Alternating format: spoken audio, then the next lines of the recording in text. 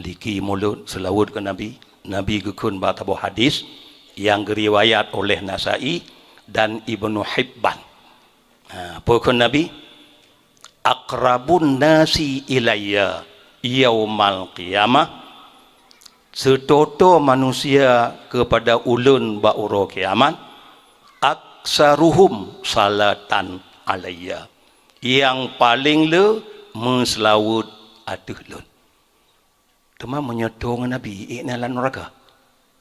Ikna akrabu yang ke Nabi, setoto manusia kepada ulun uro kiamat ke Nabi, aksaruhum salatan alayya, yang paling le mereka selawut atuh lun. Tente menyetong Rasulullah. Rasulullah hana alam neraka, Rasulullah lam syurga. Jadi le selawut Rasulullah lam syurga adanya. Ya mana tertotonya. Jadi nyo kelebihan dakalon dalam selawut. Sebagaimana Allah ke pegah mana, di mana tempat saja yang nak disebut nama lon, sebut nama Muhammad.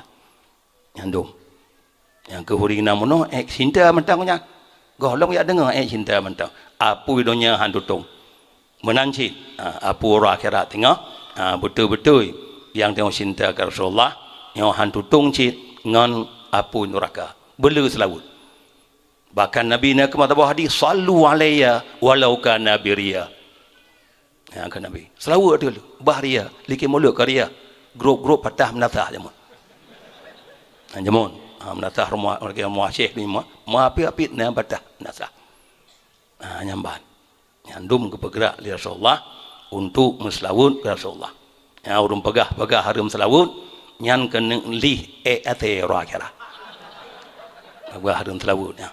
Ini mendung Tuhan kali pegah. Di mana saja disebut nama ulun, disebut di nama kata. Nyandum ke peraya oleh Allah Subhanahu wa taala ke katanya.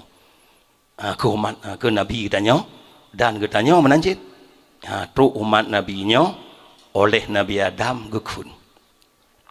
Pokok Nabi Adam gekun li Adam put perkara yang diberi oleh Allah ke umat Muhammad hana diberi ke lun. Yang ke Nabi Adam. Put perkara yang diberi oleh Allah ke umat Muhammad ke lun hana diberi oleh Allah. Put yang pertama, bahawa geterimang taubat lun li Allah musti Makkah. Maka ji Nabi Adam yang kebetulan dari syurga di negara Hindia ada gunung Serandip tertuhtun kemoinan dia ke kerung i mata agonya.